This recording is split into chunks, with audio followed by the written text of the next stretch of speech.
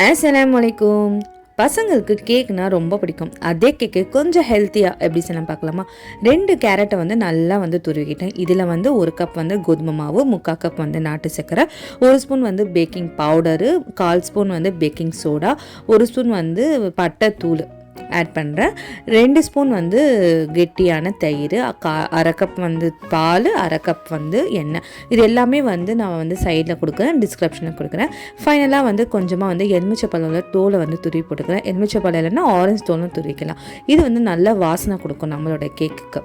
இப்போ வந்து ஃபைனலாக வந்து 1 ஸ்பூன் வந்து வெண்ணிலா எசன்ஸ் இதை ஆட் பண்ணணும். இல்லைனா வந்து ஒரு மாதிரியாக வந்து கோதுமை மாவோட பச்சை வாசனை. இப்போ வந்து இதை நல்லா வந்து மிக்ஸ் பண்ணிக்கணும். நான் மிக்ஸ் பண்ணுற மாதிரி மிக்ஸ் பண்ணணும்.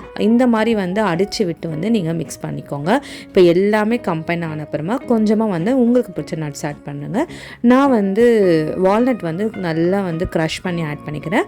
கொஞ்சமாக வந்து காஞ்ச திராட்சை வந்து ஆட் பண்ணிக்கிறேன். இதில் வந்து உங்களுக்கு பிடிச்ச நட்ஸும் நீங்கள் ஆட் பண்ணிங்கன்னா ஒரு பைண்ட் பண்ணிக்கிட்டு இப்போ வந்து நான் வந்து கப் கேக் மாதிரி செய்ய போகிறேன். ஏர் ஃப்ரையரில் கப்பை அடிக்கிட்டு எல்லாமே வந்து ஒரு குழிக்கரண்டி அளவு வந்து ஆட் பண்ணிக்கிறேன். அப்போ தான் உப்பி வரும்போது கரெக்டாக இருக்கும். நான் 160 டிகிரியில் வந்து 20 மினிட்ஸ் வந்து பேக் பண்ணி எடுத்தேன். நல்லா சூப்பராகவே வந்து பேக் பண்ணி வந்துருச்சு. ரொம்ப சாஃப்டாக இருந்துச்சு. என் பையன் வந்து சாக்லேட் ஃப்ளேவர் கேட்டான். இந்த மாவில் வந்து 1 ஸ்பூன் வந்து கொக்கோ பவுடர் ஆட் பண்ணிவிட்டு சாக்லேட் ஃப்ளேவர் வந்து பேக் பண்ணி கொடுத்துட்டேன். செம்ம சாஃப்ட்டு, செம்ம டேஸ்ட்டு. கண்டிப்பாக ட்ரை பண்ணுங்கள்.